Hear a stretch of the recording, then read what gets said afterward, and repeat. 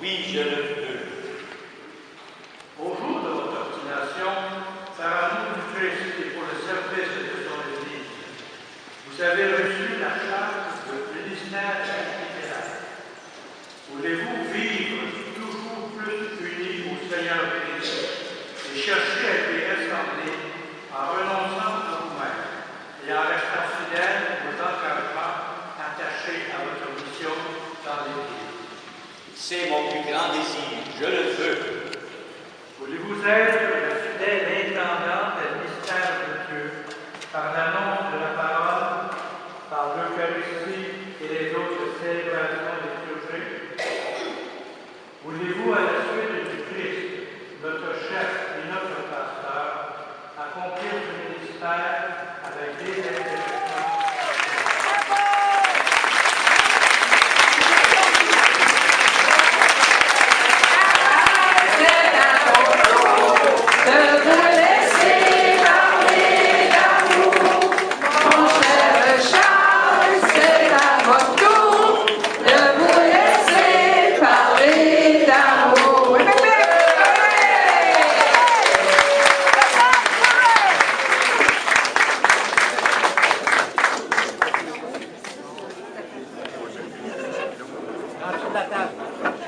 Alors, vous allez bénir la table, mon cher Charles. Ça continue après 50 ans. Ah, béni sois-tu, Seigneur, pour chaque personne qui est ici, pour la communauté fraternelle que nous formons avec la communauté chrétienne ici. Merci pour la foi de chacun. Merci pour le grand amour aussi que Dieu vous a donné, aux autres, et puis aussi pour toutes les marques d'amitié que tu m'avais données. Et que Dieu soit loué. Béni sois-tu pour ce repas ensemble.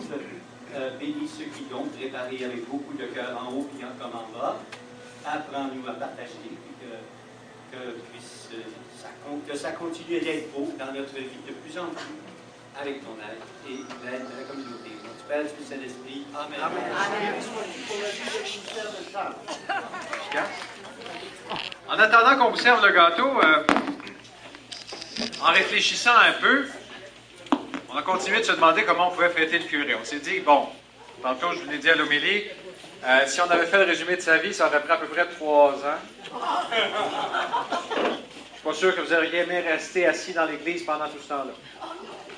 Alors, on a pensé à autre chose. Vous savez que le pape François est un peu farceur, hein? De temps en temps, il nous arrive avec des choses qu'on n'avait pas pensées, il nous déstabilise un peu. Il y a une dernière nouvelle qui vient d'arriver. Il semblerait, oui, c'est une rumeur, il semblerait que pour devenir saint, il ait un peu simplifié la procédure. Vous savez que pour devenir saint, normalement, on monte toute une cause. Alors, on va essayer de reconnaître l'héroïcité des vertus. Après ça, on va attendre un premier miracle. Après ça, on va attendre un deuxième miracle. Là, une fois que ça a tout été jugé dans une grande commission, on finit par déclarer quelqu'un saint. C'est ce qu'on appelle la fama sanctitatis. Un long mot, hein? Il y a juste un problème. Il y a une condition première avant d'en arriver là. Il faut mourir. Il paraît que le pape aurait décidé de changer un peu la façon de faire. Semble-t-il qu'on peut maintenant déclarer quelqu'un saint de son vivant. Alors, mesdames, messieurs, je vous demanderai de vous lever, s'il vous plaît, pour accueillir la cour.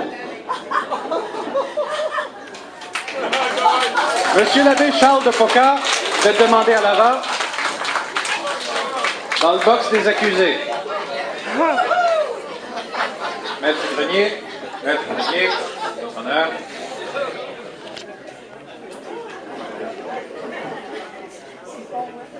Nous sommes donc convoqués pour prendre note des accusations lourdes de sainteté qui pèsent contre l'abbé Charles de Poca. Venez vous asseoir.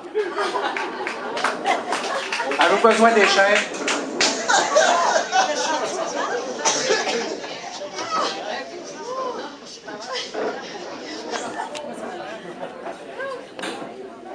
Vous êtes prêts? Oui. Vous pouvez vous asseoir. Votre honneur.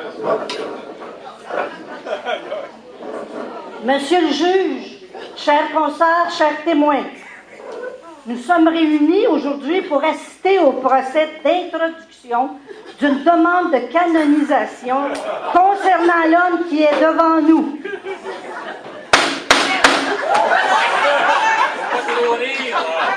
Sinon, la cause va être longue et ça va prendre du temps. On va faire un petit peu de silence. Au premier abord, il a l'air tout à fait innocent.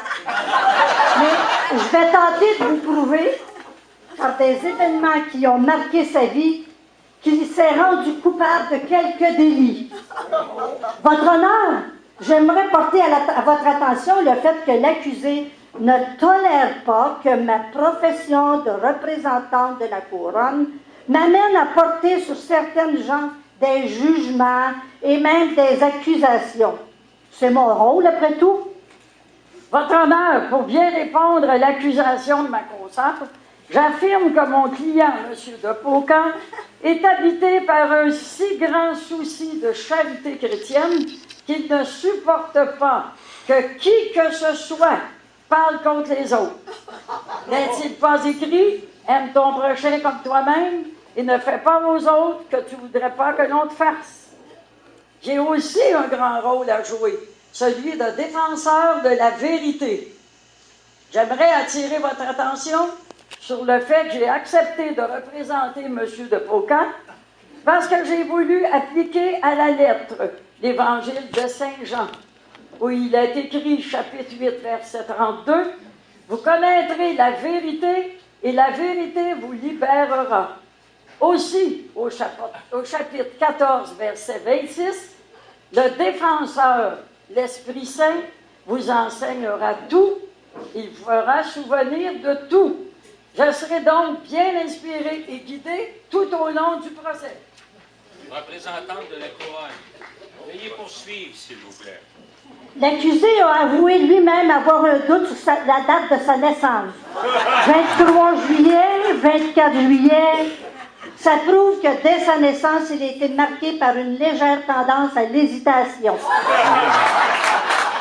L'accusé a délibérément choisi de grandir dans une famille où les filles étaient en majorité. 4 filles. Il pensait se faire servir comme beaucoup d'hommes. Dans ce temps-là... Objection, votre honneur. Si mon client a quelque peu hésité quant à sa journée d'arrivée sur Terre, c'est qu'il voulait, dès avant sa naissance, montrer sa soumission envers celui qui est maître de la vie. N'est-il pas écrit dans le psaume 139? Sur ton livre, ils sont tous inscrits les jours qui ont été fixés et chacun d'eux y figure. Votre honneur, l'accusé n'a pas choisi de vivre parmi des filles pour se faire servir, mais plutôt pour être à leur service. C'est un serviteur né. Monsieur le juge, dans sa petite enfance, l'accusé a dû faire des petits coups pendables. Difficile pour moi d'en rapporter ici, il y en aurait peut-être trop. On sait bien que tous les petits garçons jouent parfois des mauvais tours, mais... Pour ce qui est de l'accusé, des témoins, ces deux sœurs pourraient se lever et dire en deux mots quel genre d'enfant il était. Malheureusement, il y avait une grande sœur, Thérèse, qui était bétonnante et qui exigeait de Charles, s'il voulait passer de la cuisine à la salle de séjour, il devait payer la douane. Payer la douane, c'est donner des dettes. Alors, Charles, il n'aimait pas ça du tout, être embrassé de partout par Thérèse, mais nous, on riait bien. Anecdote de Charles. Charles, un jour, il voulait faire son fanfaron. Alors, il se jette du deck, merci. Il se jette du deck de chez Louise pour aller dans la piscine. Alors, il fait un plongeon superbe, splish, splash. Il arrive dans la piscine, il se pète les bretelles, comme quoi il était un très bon plongeur. Et puis là, ben, finalement, Marie doit partir. Ma petite sœur Marie devait retourner en France. Et puis, c'est lui qui voulait accompagner Marie à aller en France. Mais malheureusement, il n'a pas pu parce qu'il avait plongé avec ses lunettes. C'est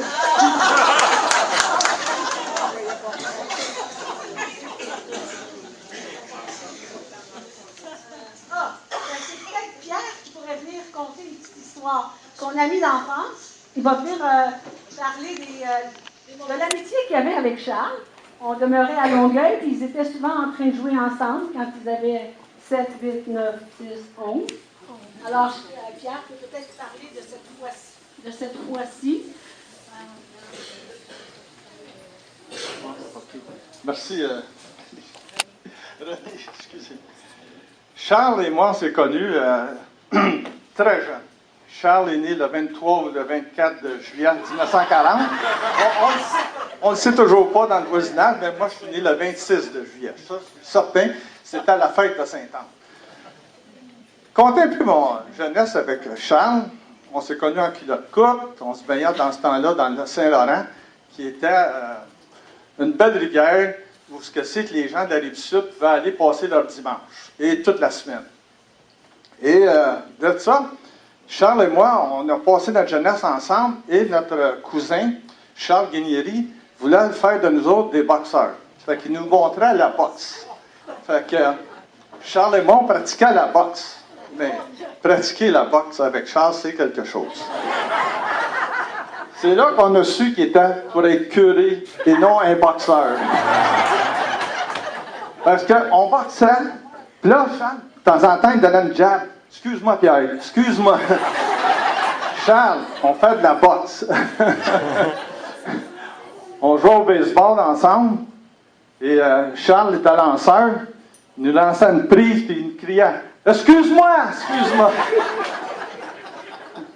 Fait que, il a compté ce matin, ça y avait pris plusieurs fois à ses parents de dire s'il était pour être Superman ou architecte, tout ça. Mais nous autres, on le savait qu'il était pour être curé. On savait qu'il était une bonne personne. Charles, félicitations.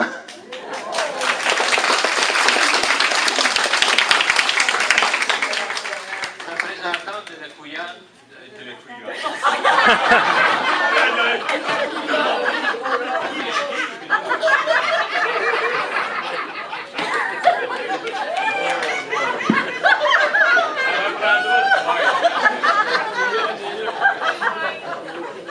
Le juge a beaucoup bu. Représentante de la couronne, veuillez poursuivre, s'il vous plaît. Votre honneur, ceux et celles qui le côtoient ne peuvent disposer à leur guise des bouteilles, des canettes, papier, carton. Des paroissiennes l'ont vu et entendu. Attendez, là, hein?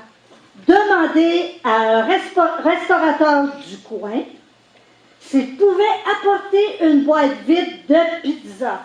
Il y a toujours des limites, hein? Votre honneur, si mon client agit ainsi, c'est parce qu'il veut donner l'exemple. Il veut démontrer qu'il fait partie de l'Église une, sainte, catholique et apostolique pour sauver des âmes, mais aussi d'une Église verte. Alors, sauve qui peut. Votre honneur, l'accusé a beaucoup travaillé dans plusieurs mouvements. Service d'orientation des foyers, couple et famille, Cursino, JOC, les Scouts, la Marguerite, et j'en passe. C'est à quoi qu'il cherchait à s'éparpiller au lieu de se contenter de dire la messe et de prier dans son presbytère. Votre honneur, je vous assure que mon client ne cherchait nulle autre chose que de suivre le chemin de l'Évangile, car le Seigneur a dit « Allez, je vous envoie porter la bonne nouvelle. » Et pour bien incarner cette parole, et ce, bien avant même l'incitation du pape François, il fallait qu'il aille en périphérie. Saviez-vous, votre honneur, que depuis longtemps, l'accusé fréquente un groupe appelé Weight Watchers? Il chercherait, paraît-il, à garder sa ligne mince. Objection, votre honneur. Si mon client cherche à garder son poids bleu, c'est par souci de sainteté. Il m'a confié vouloir à tout prix et en tout point imiter la vie d'un saint curé, le bon curé d'Ars. Votre honneur, paraît-il qu'il fréquente les petits, les démunis. Il a été vu en leur compagnie en plusieurs reprises. Partage Saint-Maxime, résidence de personnes âgées, hôpitaux et j'en passe. J'ai même appris qu'il avait accepté de loger quelqu'un dans son presbytère. Objection. Si l'accusé fréquente des personnes démunies dans tous les sens du mot, c'est qu'il veut mettre en pratique l'évangile de Matthieu 25. J'avais faim, j'étais malade, j'étais étranger. Votre honneur, on lui a même demandé d'accueillir un séminariste qui cherchait du travail et un toit.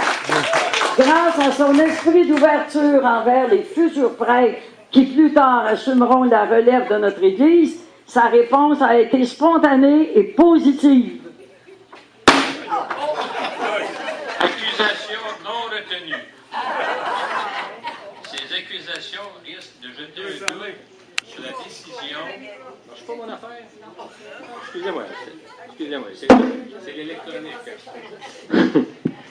Ces accusations risquent de jeter un doute sur la décision qui bientôt sera rendue à Rome. Maintenant, avant de clore ce procès, je vais demander à l'avocat de la défense de présenter sa plaidoirie. Monsieur le juge. Mesdames et messieurs les jurés, vous venez d'entendre des accusations bien inoffensives portées contre mon client. Je vais tenter de prouver que ces accusations ont été basées sur une mauvaise interprétation des événements. Ma consoeur représentante de la couronne a tenté de rapporter des faits vécus par l'accusé qui, après tout, ne semble pas porter entrave à sa bonne réputation.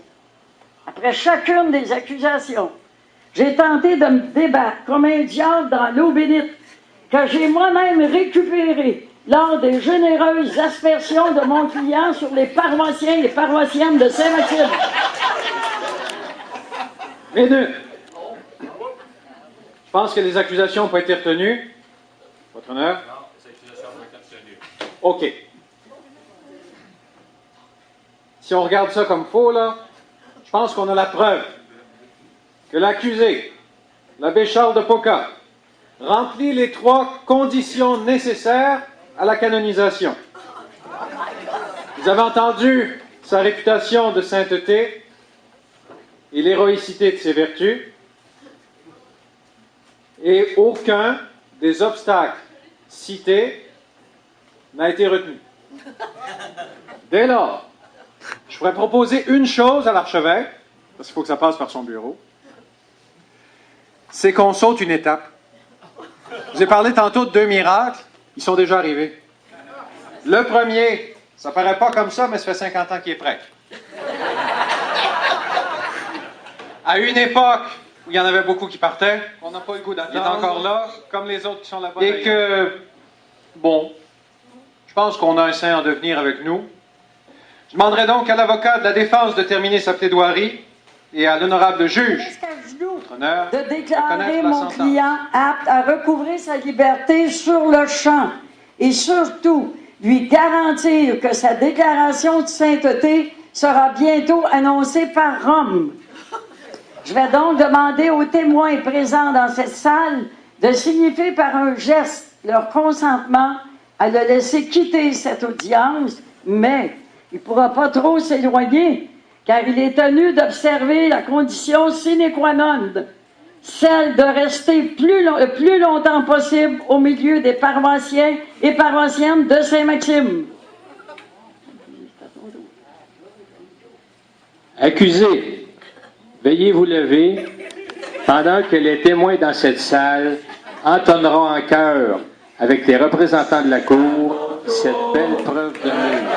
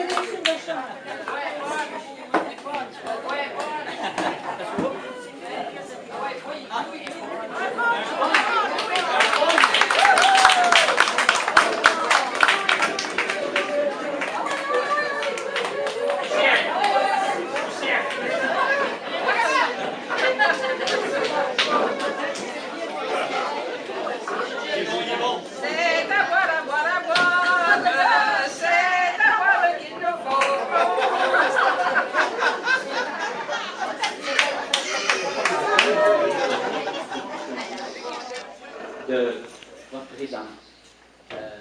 C'est ça, je pense qu'il n'y a pas de ça, ça n'a pas de prix. Puis merci, la surabondance aussi des cadeaux. Et puis, alors, c'est sûr que je vais vous rendre ça le temps que je peux en amitié, j'espère, en présence pastorale, le plus longtemps, selon que le bon Dieu me donne des forces.